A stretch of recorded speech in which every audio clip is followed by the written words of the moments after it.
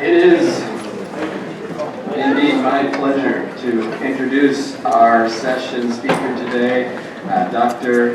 Matthew Phillips. He's a colleague of mine here at Concordia, and I was going to say this, he comes in my office and bothers me all the time. His session is titled, "He Scatters the Peoples Who Delight in War, Martin Luther's Understanding of War, Peace, and Resistance." Dr. Phillips, yeah, I'll get him close. If you wouldn't mind closing. Dr. Phillips is professor of history at Concordia University, Nebraska, right here. He teaches many history classes with themes related to classical education. He's a big supporter of classical education and appreciate the discussions we have about it. His research focuses on medieval Christianity, religious devotion, and the Crusades. In fact, right now he's writing a book on Crusades and preaching. Hopefully, he had a sabbatical even. It's not yet. Please welcome Dr. Phillips.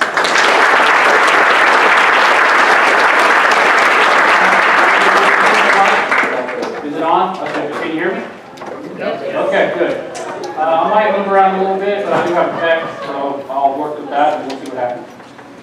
I got like 2 hours, right? Is that right? Yes. No, what is it really, like 40 minutes? Something like that? You go till 11:45 if you want to have some questions in there. Okay. So now we're with questions. An hour with questions, if you want to have those. All right, here we go. In the mid-1530s, Martin Luther published a commentary on Psalm 101, where he wrote the following words. "The offices of princes and officials are divine and right, but those who are in them and use them are usually of the devil.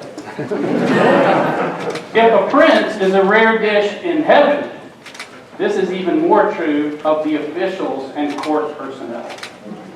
This is caused by the devil, depraved nature, which cannot stand success. That is, it cannot use honor, power, and authority in a divine way. No matter how insignificant the little office may be, they take a foot, though they do not have an inch, and always want to be God themselves when they ought to be God to me." If you listen to nothing else, the rest of this, look up that quote, memorize it, learn it, love it, and know it.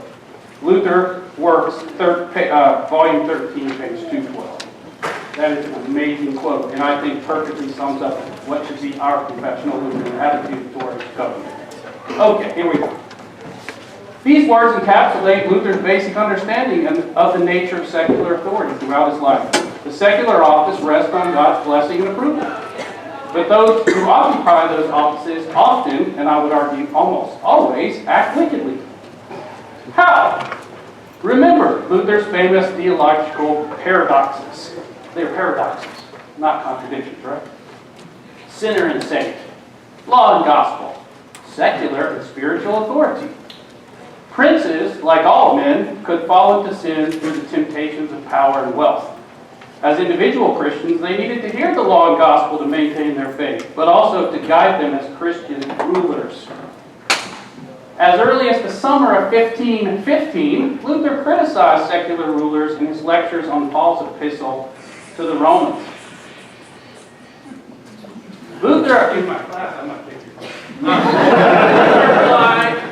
Luther applied Romans 2:1-3 to the secular office holders and unleashed a strong criticism of their abuses of office. He stated that these officials treat their subjects harshly with a, quote, strange madness while they commit worse crimes. Both ecclesiastical, he was very much in the early days, he was attacking ecclesiastical, the Pope, and secular leaders committed personal and public sins that included haughtiness, adultery, pleasure-seeking, and disobedience to God. However, Luther specifically identified some rulers as, quote, originators of unjust wars, that is, mass murderers, who, quote, continue to punish these crimes most severely in their subjects. So, they punish these crimes in their subjects, but they're out doing much worse crimes in the world. That's what he said. Luther said that in 1515 in his lectures to his students on Romans. Following this statement, Luther gave a fascinating critique of secular rulers. I think it's fascinating. specifically claimed that rulers claimed to be a monopoly. He attacked the rulers' claim to a legal monopoly on hunting animals on their extensive landholdings. In the late Middle Ages, this was very common in Europe. People who owned the land, the people, the princes, the nobility, what made you noble was that you owned land, right? And other people worked on your land. There were actually many ways of paying people, and that slavery was actually not super prominent in Europe at that time. There was some that were amazed that people would. So just point that out. But they claimed the exclusive right to hunt and make people noble. That you could ride on horseback and hunt. Okay, so that's what he's talking about. And this, as population expanded in places, this made it difficult for people to eat. Right? That was what he's getting at. Okay. So, by what right, he asked. Is it bad? It's bad? This is just for the camera. Okay. All right, I gotta do that. Okay. All right, I'll be Donahue. Some of y'all remember Donahue, some of you don't. Remember when he...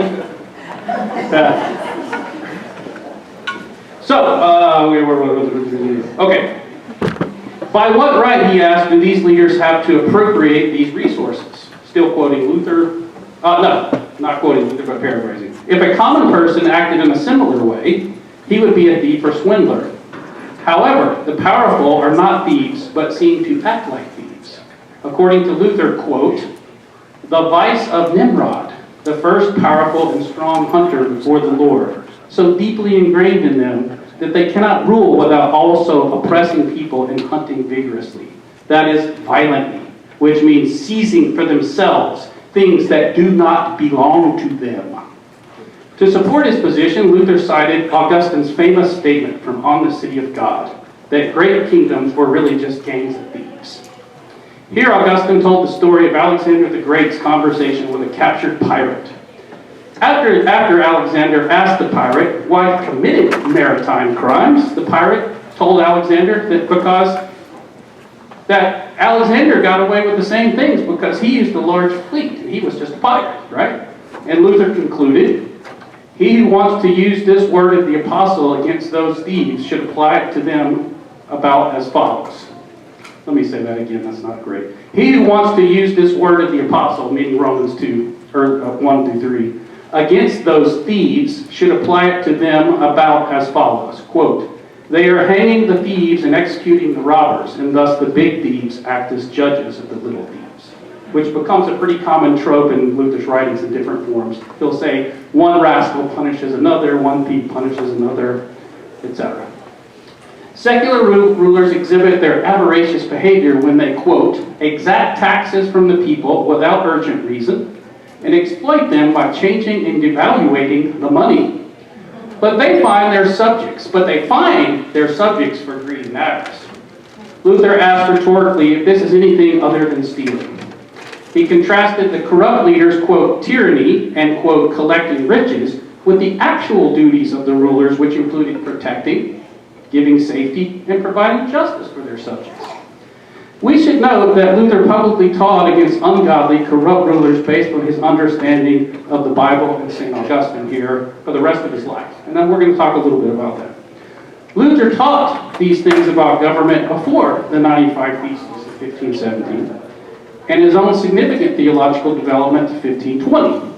In that year, he published a treatise on good works, which you should read, in which he addressed the nature of temporal authority in his exposition of which commandment. Where would Luther talk about temporal authority? Which commandment would he be expositing? Fourth one. Absolutely. There's a lot of pastors here and a lot of smart people.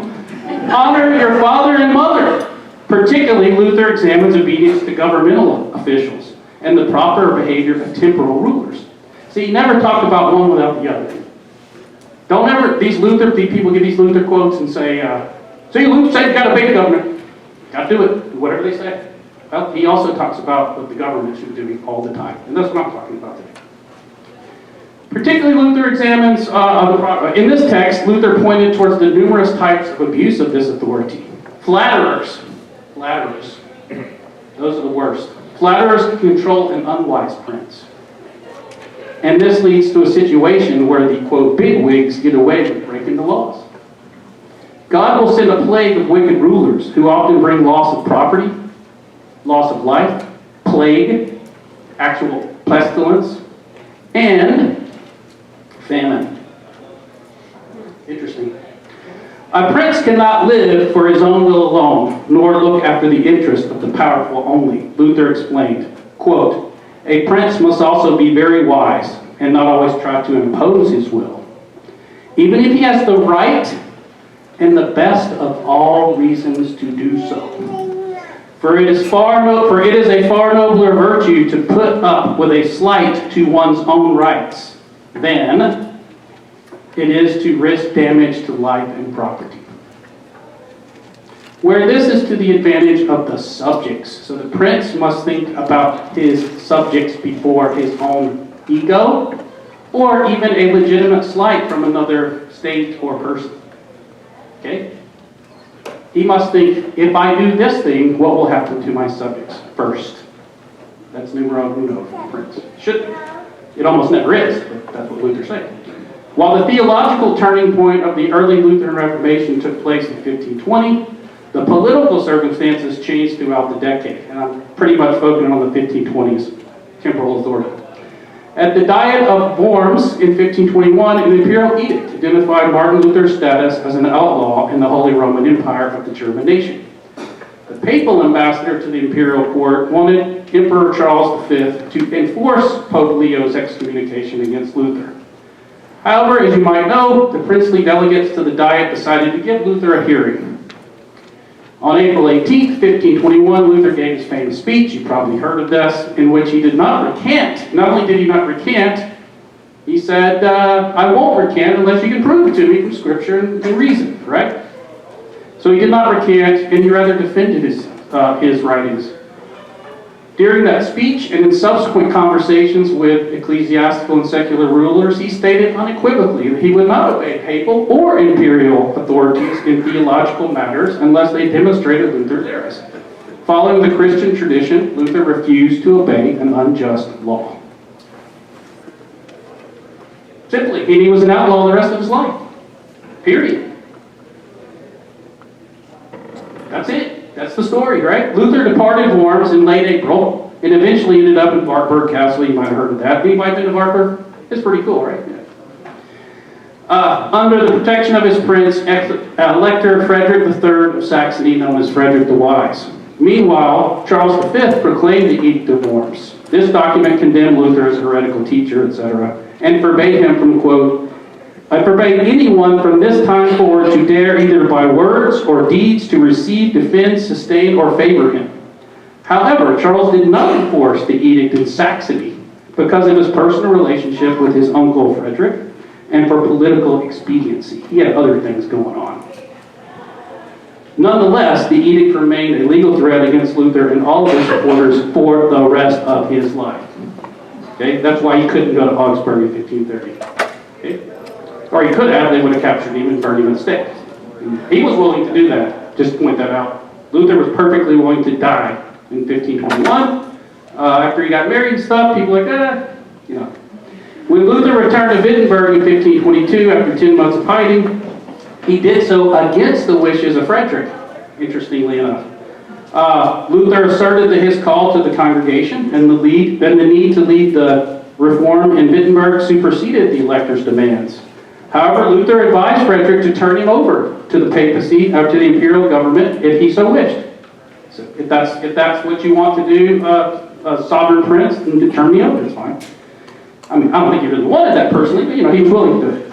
In the early 1520s, Luther practiced passive resistance to both ecclesiastical and temporal authorities, but he did not want anyone to defend him or themselves by force. Luther did not advocate rebellion, physical rebellion, or war to defend the gospel. Never did. Nor did he believe anyone should do so. Well, there's a little bit about that. I wrote something about that. Maybe you can ask me about it. Charles did not force Frederick to turn Luther over at that time, but the papacy and some Catholic German princes did call for the enforcement of the Edict of Worms. In early 1523, Frederick requested a theological opinion from the Wittenberg theologians on the issue of military resistance. They were already thinking about it in 1523. So if they invade us, what can we do? So he asked the theologians, What should I do? Okay. To any invasion by the emperor or other German princes into electoral Saxony. Luther stated that Frederick may in good conscience fight a defensive war against his princely equals. And Frederick was pretty high up, but he should submit to the emperor as his overlord. That would be the only person that Luther would say. You shouldn't resist the emperor. It should be noted that some of Luther's colleagues at the time did not completely agree with him on this issue. For instance, Nicholas von Amsdorf argued that Frederick, as a public office holder, had the right to defend his land even from an unjust imperial invasion. So there was disagreement already, 1523, among Lutheran theologians. Okay. Luther had already completed his treatise that we call Temporal Authority, to what extent it should be obeyed, in December 1522. It was not published until March of 1523, hence we're celebrating 500 years. There you go. We should understand Luther's ideas within the context of the fear of invasion I just talked about, particularly from Frederick's cousin, the Duke of the other Saxony. And he was a very antagonistic neighbor. Additionally, Luther preached about government and the gospel numerous times during 1522, dedicating his treatise Temporal Authority to Duke John of Saxony, who was Frederick's brother and then succeeded him as John the Steadfast. Okay? Luther here defined his teaching on the two kingdoms. You're probably familiar with this. He stated that God had established two governments. I like to say regimes, but that has a negative connotation. He really has established two ways of doing things. One to keep order and rule the temporal realm, the other a spiritual government by which God makes sinners righteous. While Luther supported obedience to temporal authorities, Luther mocked evil rulers in the first paragraph of Temporal Authority when he wrote, quote, "For God Almighty has made our rulers mad. They actually think they can do and order their subjects to do whatever they please." He explained that subjects are not obligated to obey their rulers in all matters, especially regarding the command to turn over Luther's books to temporal authorities. A bit self-serving, I think.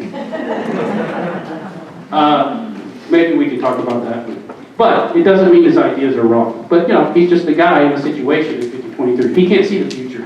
We got to remember that. When you're studying history, one thing I tell my students, right? You don't know what's going to happen. If you're in Germany in 1935, you don't know what's happening after that. You just hear a guy telling you, okay? So that's just an example. Luther didn't know what was going to happen after 1523. He's writing in his context of his moment, at that moment. Okay? All right. So, while Luther supported, I've said that already, he explained that subjects are not obligated, said that, and Luther wrote, quote, "The law of this temporal sword has existed from the beginning of the world." He traced the origin of temporal power to Cain and Abel, to Noah, and to the Mosaic laws. God commanded punishment of murder and other crimes by temporal authority. So he just lines it up. The idea of vocation, I know people have talked about that. Vocation played a central role in Luther's thoughts here too. For this reason, even Christians may serve in government and enforce its harsh penalties, right? Sometimes, when these penalties are necessary. One may serve God as a temporal ruler, as one may serve in marriage, farming, commerce, or to benefit one's neighbor in another way. Okay, so he says this is a vocation. That's important. Christ and apostles did not take up the temporal sword. He makes that very clear, and he goes on about that.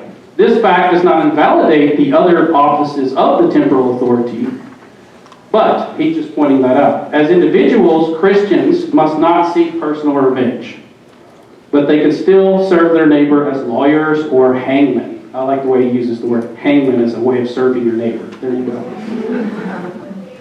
Unfortunately, temporal lords are sinners, and many reject God. Luther repeated the criticism of worldly leaders that we heard in his lectures that I spoke of earlier. These rulers act rapaciously through overtaxation and demanding tributes. They neglect justice and truth and behave worse than any thief or scoundrel. I like the way he uses scoundrel a lot. And their temporal rule has sunk quite as low as that of the spiritual tyrants. The spiritual tyrants there, of course, the papacy, etc. Referring to Acts 5:29. Who can quote Acts 5:29 off the top of their head? Yes. Luther explained that Christians owed obedience to temporal authorities in earthly matters, but they should not willingly turn over books. However, if authorities searched their homes and confiscated their property, they should suffer as Christians and not resist. He referred to these rulers as tyrants who acted in the sinful world's interest. Did Luther believe temporal rulers could act justly? For Luther, it was unlikely. He was pretty pessimistic about it. And I understand why. At best, rulers could keep social order and punish some criminals. That's like their best, unless you get a really exceptional one like Frederick the Wise or somebody. Consider the following statement, quote, "You must know that since the beginning of the world, a wise prince is a mighty rare bird, and an upright prince even rarer. They are generally the biggest fools or the worst scoundrels on earth." You watch the news? "One must constantly expect the worst from them and look for little good." Luther wrote this in 1523, especially in the divine matters which concern the salvation of souls. They are God's executioners and hangmen. His divine wrath uses them to punish the wicked and maintain outward peace. Although God placed them in authority and wants their subjects to respect them as lords, if they they should not attempt to become pastors. Right? Rulers are not pastors. Although, I'm not going to talk about this much today, Luther was very keen later on rulers enforcing public Christianity. No doubt about that. Luther would not agree with separation of church and state. If you want to read about this, read Dr. Cameron McKenzie's article from Concordia Theological Quarterly in 2007, which he pretty much lays out this process. That Luther was for the government enforcing public Christianity. You can't force people what to believe, but we're not going to allow heretics to preach publicly or other groups. I'm just telling you what he said. That's later. Okay. Although Luther placed them in Luther decided that a wicked world does not deserve wise and upright princes. We're at the classical conference. I do know Luther loved classical allusions in his discussion of politics. It's clear he read Sallust, Cicero, Terence. He knew them and he quoted them off the top of his head. So he quotes here Aesop's fables. Luther says, it's like the frogs must have their storks. What does he mean? In one of Aesop's fables, you might know the storks and the frogs? Yeah. Here he referred to Aesop's fable of the frogs, to whom Zeus, Jupiter, sent a hungry stork as their king. So basically all these frogs are like, we want a king, we want a king. And so Zeus says, okay, or Jupiter, whatever, Roman or Greek, says, here's your king, and it's a stork who starts eating them. So Luther refers to that in talking about temporal rulers of his own time. Luther concluded this treatise with instructions for Christian princes. First, he wrote that a devout prince protects his lands and rules for the benefit of his people. See what a devout prince does? You ever seen one? Princes must imitate Christ in the proper works of divine love. Second, a Christian prince listens to his advisors and other significant persons, but avoids the control of flatterers. He doesn't allow bad counselors to rule in his place, so he makes the decisions. He doesn't blame other people. Luther seemed particularly concerned with the negative influence of flattering courtiers. Third, a Christian prince must act justly with criminals and use force judiciously. If he overreacted to a situation, it could cause more harm than good. And if I don't get a really good conclusion, I'll make this point now. One of the constant themes of Luther's ideas in the society, in temporal society, is even if a ruler has a legitimate beef with somebody else, even if he's been wronged, he should always consider the effects of his response. And it should only be proportional to what has happened. Okay? That's an important thing. Because it might lead to much worse things. And I could give you multiple examples in the past 20 years, but I'm not going to. You can think of them yourselves. Luther wrote that a prince must not, quote, plunge country and people into want and fill the land with widows and orphans to get a single evildoer. Right? Just because there's one criminal in, I'm just going to pick a place, in northern California, we don't call out the entire army and drop a nuclear bomb on that area. See what I'm saying? That would be the, that's a hyperbole, but that's kind of what it's going for, I think. Luther gave King David, as he loved King David, as the best example of a prince. He even included David's relatively easy treatment of Joab. Joab was one of David's commanders and acted against David's orders multiple times. I think he killed one of David's sons, Absalom or something. So he did this a couple times, and David never did anything to him while he was alive. He told his son Solomon, "You got to get rid of that guy." And guess what? They did later. And Luther commends this and says, David knew that if he made a big deal about Joab at that time, it could lead to much worse things in Israel. But Joab got it eventually because he told Solomon, "You got to deal with that guy." And he did. I think he executed or died and ran off or something. Yeah, look it up. But I thought that was a fascinating example. Like, this guy was a commander who went against David's orders. And David kind of let it go at the time, remembered it, but he let it go. Okay. A ruler must be able to overlook some things. A prince must avoid a conflict that would lead to worse destruction. I just said that. Even if a prince were seeking to redress it for an actual crime, he must not fill the land with death and destruction. In this context, Luther gave his first major published statement on the nature of war. What should a prince's subjects do if he goes to war? First, Luther explains that a prince must not resist by force a superior ruler, the emperor. So what he said to Frederick. Even if one must confess the truth to the emperor, he must suffer the consequences. I would note that that was Luther's exact situation in 1521. If an equal ruler or a foreign government begins a conflict, so if the Turks attack or France attacks, which happened, then you defend it. You defend yourself, right? You should offer justice and peace. No, before you defend yourself, always negotiate. That's another principle that Luther puts forth. So, don't overreact to a situation that would cause more destruction than the one that offended you. That's a good thing for just daily life, isn't it? Marriage. Yeah.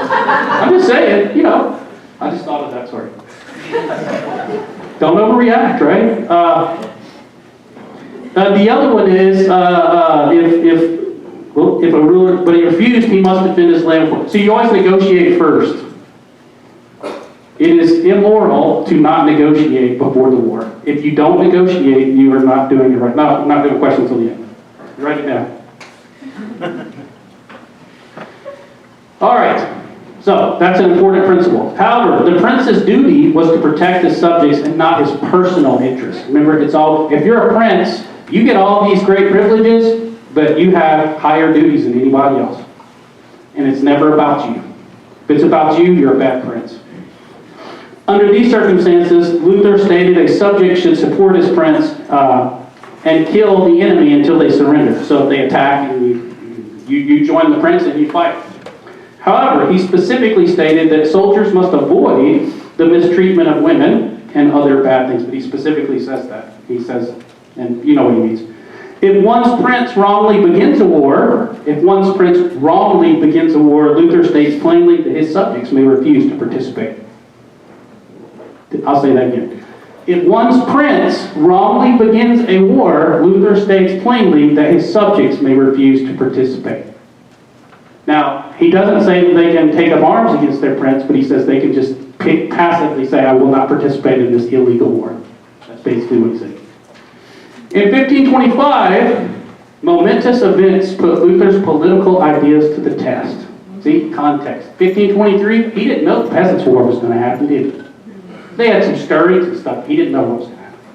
His theological and political opponents blamed Luther for the horrific war that took place that year throughout Germany. The Peasants' War, or as more recent scholars begin to call it, the revolt of the common man, because many of the people were actually not peasants,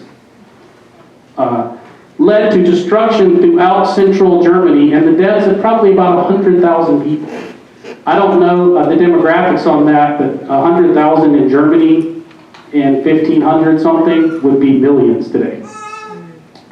Over the last 30 years, scholars have refined our understanding of this in relation to the growth of cities, economic oppression, which Luther wrote about a lot, and the Reformation. Luther wrote 3 famous letters in relation to these events. In the spring of 1525, the rebellion had already begun in southern Germany. However, Luther wrote his Admonition to Peace, in which he addressed the peasants' main complaints and grievances and how the prince needed to change. It wasn't just the peasants who had problems, he also addressed the princes and their problems.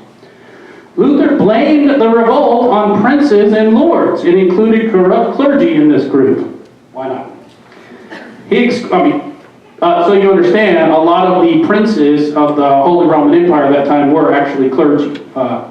The bishops and archbishops, there's a whole, you'd have to learn a lot about medieval history to understand why that happened. But bishops and archbishops served also as temporal rulers. They had two different offices. Luther Confessions talk about that, look it up. Luther he excoriated the rulers for cheating and robbing the people to live extravagantly. Back to what he said in 1515. For this reason, God sent a double judgment of heresy and physical destruction. The heresy that was emerging was what we call the enthusiast, the Anabaptist, various groups like this. He tells the princes that God is resisting them through the peasants. Since they would not listen to the gospel, and some have even persecuted its preachers like him, and by this time Lutherans have been killed for their preaching. God has brought judgment through rebellion. So the rebellion was the judgment of God. That's what he said. Luther wants his critics and his opponents to understand that he never called for force or rebellion, and that's true, and they rejected his peaceful teaching. So it can't be, again, a little bit self-serving, but it's important. He had to say, like, I didn't start this. I never told that. No. Read all my writings. I've taught, as Jesus says, I've taught publicly. What have I said? Seriously. Okay. Where were we? Now God has sent a different spirit. He didn't listen to the gospel, so he sent something else.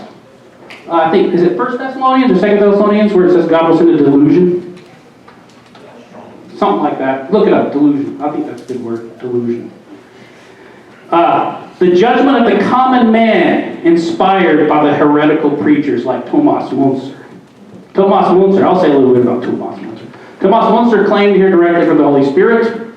He said he called Luther Dr. Dr. Luther, liar.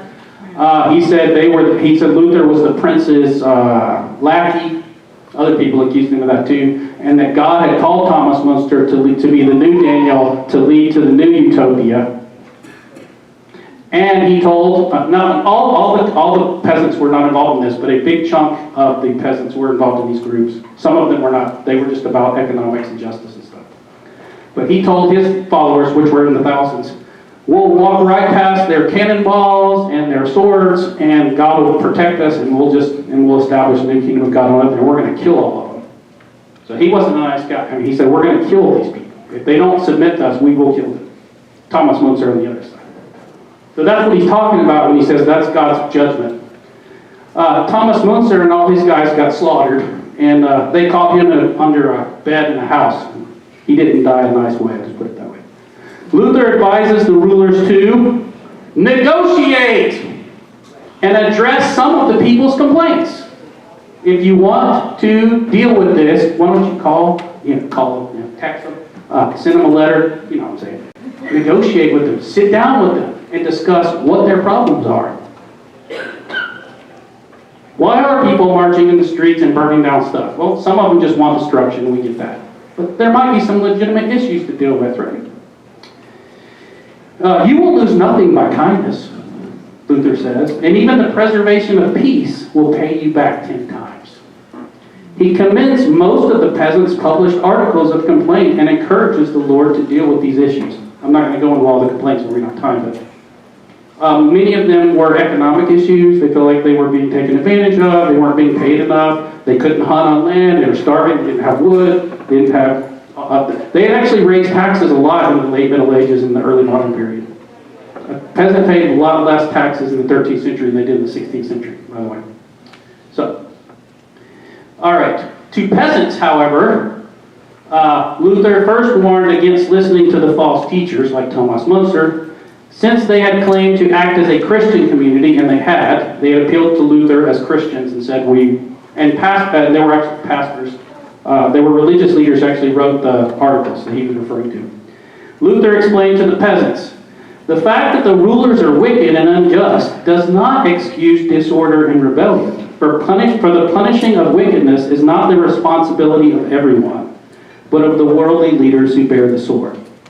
Yes, rulers are instituted by God to punish the wicked. Natural and divine law also teaches against vengeance and rebellion.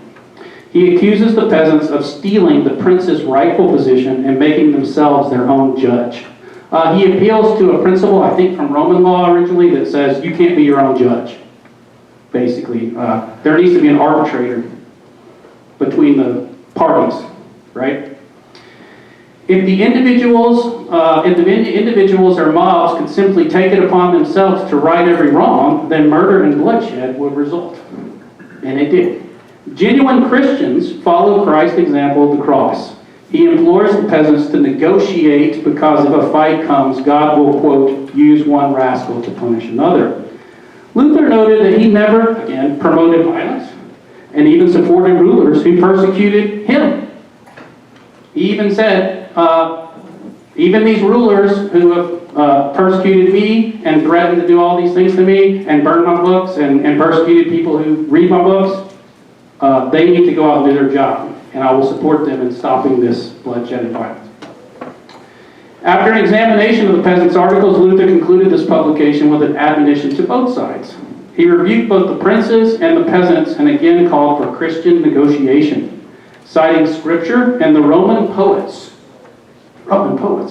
Against the lords, Luther noted that tyrants usually died through violence. He cited juvenile satires, scene 10 or something. It's in the footnote in the text.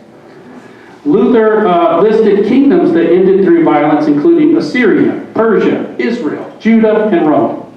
So he says, all these ended through violence. You're going to end the same way if you don't repent. However, the Bible and experience oppose the peasants. In short, God sets tyrants and rebels against each other, and both could perish in his anger. Both sides could suffer bodily and eternal loss if they died for an unjust cause, and Germany could be completely destroyed. He wasn't wrong about that. Luther warned prophetically. Here's a very long quote, but it's definitely worth it. Quoting, "It is easy to start a war, but we cannot stop the fighting whenever we want to."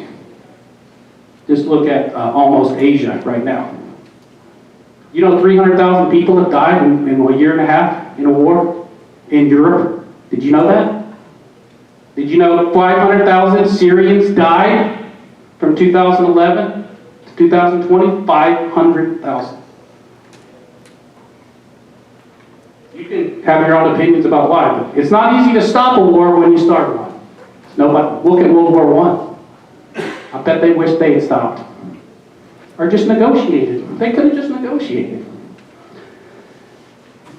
What have all these innocent women, children, and old people, whom you fools are drawing in with you into such danger, ever done to you? Who do you insist on filling the land? Why do you insist on filling the land with blood and robbery, widows and orphans? Oh, the devil has wicked plans, and God is angry. He threatens to let the devil loose upon us and cool his rage in our blood and souls. Beware, dear sirs, and be wise. Both of you are equally involved.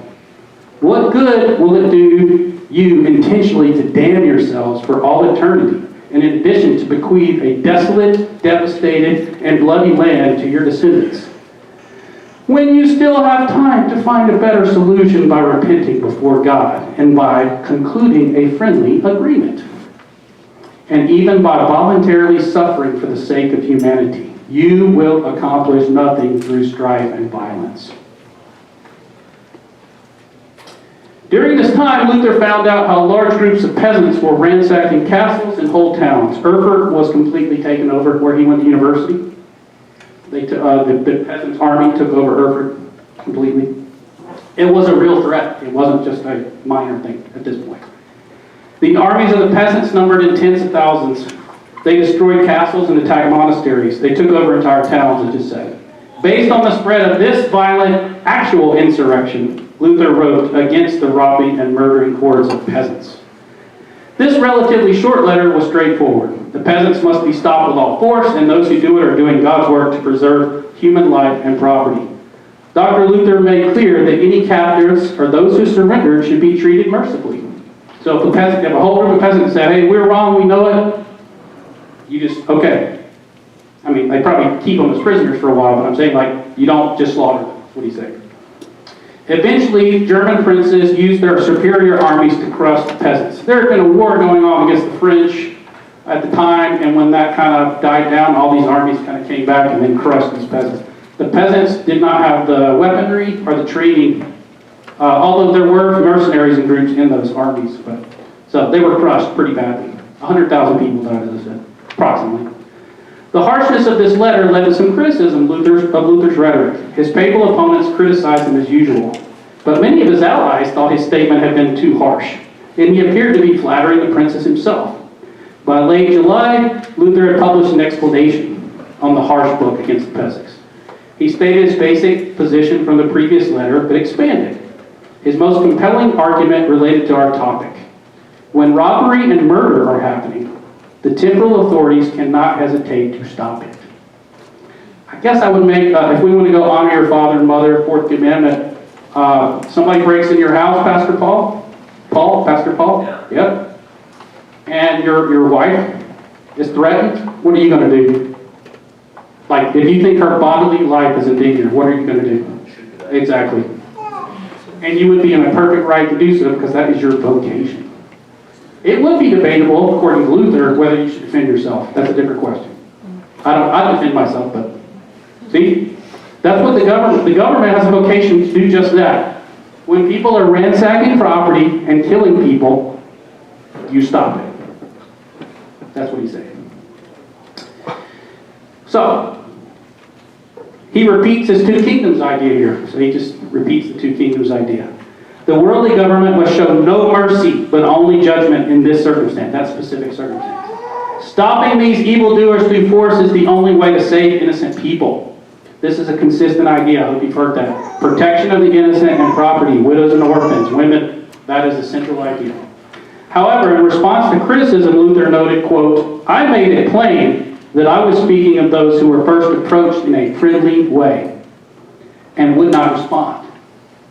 All my words are directed against the obdurate, hardened, and blinded peasants.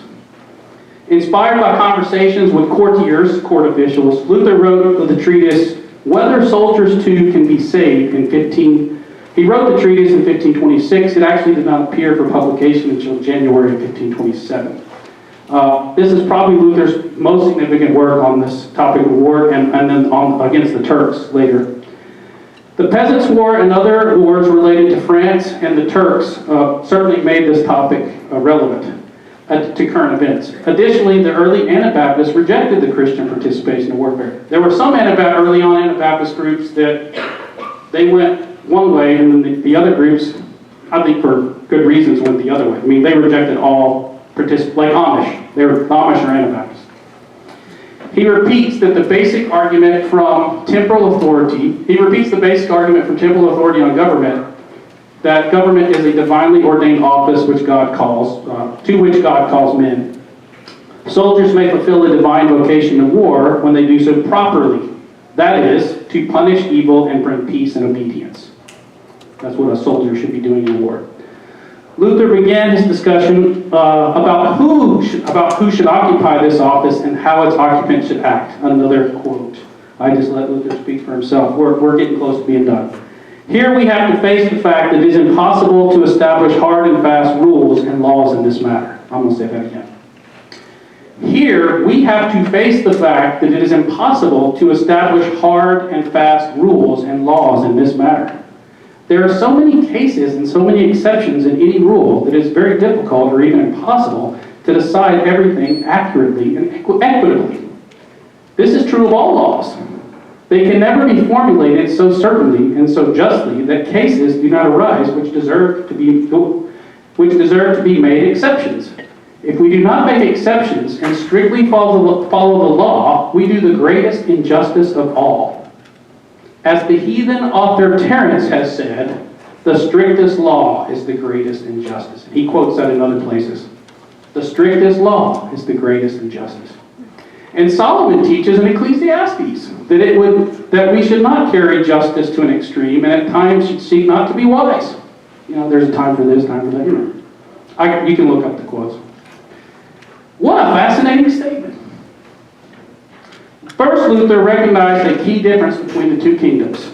One may recall Luther began his theological career as a reformer with the statement, Aristotle is to theology as darkness is to light. Luther understood that temporal matters related to government, justice, war, and peace could never be as sure and certain as the theology of justification. That's pretty sure and certain, see? Not debatable. God has declared this. But we live in a world, we live darkly, we live in we're in a sinful world, so. In fact, he argued that the office of the law in service to temporal authorities needed, this is for the pastors here, listen up. In fact, he argued that the office of the law in service to temporal authorities needed abler people than the office of the ministry. So he says lawyers and justice officials and government officials should be smarter than pastors. In the kingdom of the right, this is why. In the kingdom of the right hand, Christ does the work through his Spirit. And if the pastor preaches the gospel and he just kind of goes, oh, that's fine. God will do the work. In the kingdom of the left, it doesn't work that way. We can only use our reason. Maybe God helps us, but it's not the same. See the difference? That's why education is so important. See? There are two reasons Luther gives in his writings on education, since we're at this conference. To train pastors and to train people in their daily lives. And he said the daily life's actually a lot harder than preaching the gospel. Luther said that, I didn't. Most pastors, I think, I don't know, y'all can tell me later, tell them I'm wrong, who are preaching the gospel rightly, the preaching the gospel rightly is not their problems. It's dealing with the daily matters of life, right? I think so, I don't know. I'm not a pastor, sorry, but that's my guess. He was a pastor, you know. So I'll let you deal with him. I just think it's a fascinating argument, statement. Okay. Luther affirmed the teaching of just war based on classical and biblical sources in this work, the one I was just talking about. And he reaffirmed this position with the publication of On the War Against the Turks in 1529. So what is a just war? A just war must be fought in defense. The right intention of the person fighting the war also matters. That means the soldier needs to be, and the leaders need to have the right reason and the right feeling for doing it. Okay? You might do the right thing and still have the wrong intention and damn yourself. I think that's what he's saying. Okay. And legitimate authority must lead it. These are the basic ideas of just war going back to St. Augustine. However, Luther recognized tyrants are as likely as good government, or more likely in this sinful world. But tyrants come in many forms. With the Peasants' War still in mind, Luther wrote that the mob can become the worst tyrant of all. Quote, the mob neither has any moderation nor even knows what moderation is. And every person in it has more than 5 tyrants hiding in him. Now it is better to suffer wrong from one tyrant, that is, from the ruler, than from unnumbered tyrants, that is, the mob. However, similar to his admonitions to the peasants and the prince, Luther also criticizes rulers who act unjustly or are too quick to go to war. And I have just a little bit left. It is not right to start a war, Luther writes, because some silly lord has gotten the idea in his head. At the very outset, I want to say that whoever starts a war is in the wrong. It is only right and proper that he who first draws the sword is defeated and even punished in the end. That is what has usually happened in history. Those who have started wars have lost them, and those who have fought in self-defense have only seldom been defeated. I don't know if that's true. I'd like to think that's true, but I'm not sure that's true. That's what he was saying by history. Quote, worldly government has not been instituted by God to break the peace and start war, but to maintain peace and to avoid war. God tolerates no injustice, and he has so ordered things that warmongers must be defeated in war. As the proverb says, no one has ever been so evil that he does not meet someone more evil than he is. And in Psalm 68, God has the psalmist sing, Dissipat gentes quae in belli volant. That is, he said, in the text is in Latin there, he scatters the peoples who delight in war. Luther exhorts princes to look to the, quote, real soldiers who do not instigate war quickly and who do not want to fight. He commends Frederick the Wise, the Elector of Saxony, as a level-headed ruler who avoided war, although other princes would have started a war in his place. Those who fight, and these are Luther's words, a war of desire, that's what he quotes, war of desire, usually are defeated and suffer great calamities. He gives numerous examples from ancient Israel's history to bolster his argument. He cites all these kings who fought wars of desire. The devil inspires wars of desire. Today we might call it, I would call it, a war of choice. Or you might call it a preventative war. A war you choose. Luther even refers to a necessary war of defense as a, quote, human disaster. So even if it's a necessary war, a just war, it's still a human disaster. He concluded, take my advice, dear lords, stay out of war, unless you have to defend and protect yourselves, and your office compels you to fight. All right, almost done. In the first half of the 1530s, Luther wrote 2 commentaries on Psalm 82 and 101. I highly recommend you read these commentaries, Psalm 82 and Psalm 101. He intended both of these publications to serve as a Fürstenspiegel, or mirror for the princes, on how to justly rule. They're like the anti-Machiavelli. I don't think Luther was aware of Machiavelli, but if you read Machiavelli's The Prince versus Luther, it's like the opposite. In a way. Although they have similar attitudes about the nature of man. In the first half of 1530, he wrote the commentary on Psalm 82. Well, 1530 became a pivotal year in the history of the Lutheran Church, but also in the political life of Germany. I began this paper with a quote from the commentary on Psalm 101, published in 1534. I will conclude with a quote from the commentary on Psalm 82. So this is the conclusion. It is indeed a splendid and needful thing to build strong castles against one's enemies. But that is nothing when compared with the work of the prince who builds a stronghold of peace, that is, loves peace and administers it. Even the Romans, the greatest warriors on earth, had a saying that to make peace without necessity was to go fishing with a golden net. To make war without necessity, that's important. Without war, without necessity, was to go fishing with a golden net. He attributes that to Caesar Augustus. If he has lost, the fishing could not pay for it. If he caught anything, the cost was too much greater than the profit. One must not begin a war or work for it.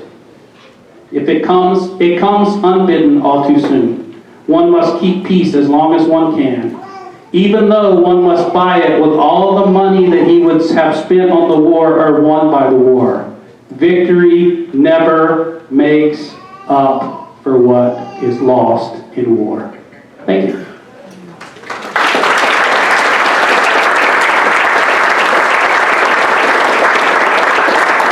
Sorry, 5 minutes. Got your question, what is it? I'm actually good now, I figured. Got it? Okay. I knew you were smart. See, a lot of teaching is just letting them figure it out. You're teaching? I'm serious. No.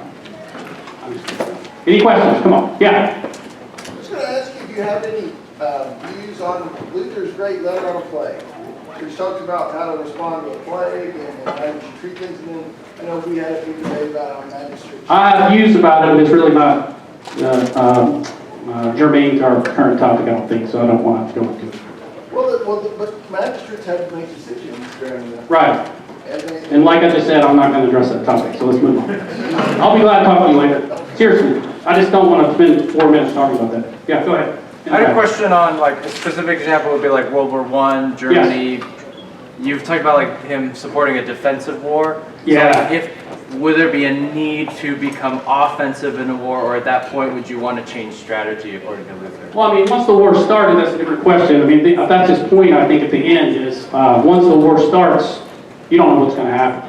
Right. I want to believe that the people who started World War I, however you want to look at that, it doesn't matter who started it, but 1916, it doesn't matter why it started. World War II started in Europe, seemingly to do what? Why did England and France declare war on Germany? You know what? Because they wanted to stop the Holocaust. Well, the Holocaust wasn't going on yet. And that was never their motivation, I'll tell you straight up. They were to defend, no, that was World War I. I'm sorry, you're right. Poland, right? In 1944, Poland was an afterthought. So, once the war gets going, there's no stopping it. That's the question. I can't speak to strategy and all that, but yeah, Right. I understand what you're saying. Also, does anybody ever fight an offensive war? Does anybody ever claim, we're just going to go out and conquer somewhere and take their stuff? Nobody does that. They always come up with some reason, like, I don't know, you could probably come up with some. There's some group over there next to that other country that they don't get along, so we're going to help them. 5,000 miles away. Or there's some guy in the Middle East who does this and we got to go take care of it. But he hasn't threatened us directly. So. Just my view. Yeah. I didn't know Luther did not want a prince to military go against the emperor, right? Yes. But Magdeburg did that, right? I have a whole article about that. They finally get Luther to come around a little bit. And the main out for Luther, others, like I said, there were people from the beginning, it's like, I don't agree with Dr. Luther. If they attack us, we have the right to defend ourselves, theologically. They finally get Luther to come around in the 1530s when they say, well, the government of Germany actually has a constitution or something like that, and it says we can do this. He says, well, if the positive law says that, then you can do that. Like, you can say, well, we shouldn't resist the authorities in the United States. And we shouldn't. They're ordained by God, right? But they bound themselves to a constitution. Your state has a constitution. Your city council is bound by bylaws and such, right? So you can appeal to that. See? Does that make sense? Yeah. But yeah, he was adamantly opposed to that. Mostly because he didn't want to see, it was not worth the death and destruction. I think for Luther, he would have said, what are they going to do to us? Kill us all? Come on. So it'd be better if we don't have this fight. It will lead to less death and destruction. I think that's kind of his main idea. Yes? Would you then consider mutual defense treaties to be immoral? I don't know. That's a great question. I don't think so. I don't know. It depends on I think it would depend on the situation. Like I said, we can't have one strict thing all the time. He does say,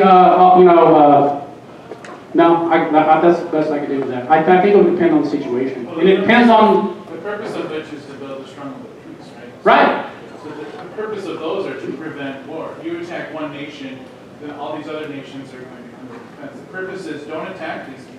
Okay? Right, I got it. That's the idea of a mutual defense treaty. But you could argue, if you count the Holy Roman Empire as a mutual defense treaty, in a way, that's the way the United States began. They were actually states that went, and that's kind of what we should still be, but that's a different question. They're called states, not... Yes, and that's true, but it might be a really bad idea to put your country in a mutual defense treaty that's not to its benefit, and it's going to make its people suffer. So yeah, but yeah, I see what you're saying, yeah. Can you speak at all to Luther's willingness to suffer tyrannical government because he was in opposition to God? I think I did talk about that a little bit, didn't I? You mentioned that he volunteered himself. He said, if you want to turn me in... Yes, Luther personally was Acts absolutely... 5:29, but we didn't talk about Acts 5:40. Yeah, Luther was absolutely, personally willing to give his life and not resist in any way. And he also told most people not to do that either, physically resist. That's absolutely true. And that's what he tells the peasants. But what I wanted to bring out here on the other side was he's also telling the lords, just because they're wrong doesn't mean you're right. So yes, he absolutely said that personally. And the main reason, I think, being he wanted to avoid the death and destruction that it would bring. Because there's more tyrants in the mob than there is in Washington. That's, or not what for us. For in Vienna, there's more tyrants in the mob in Germany than there is in Vienna or in Leipzig. It's time 11:45. So I'll be glad to talk to you.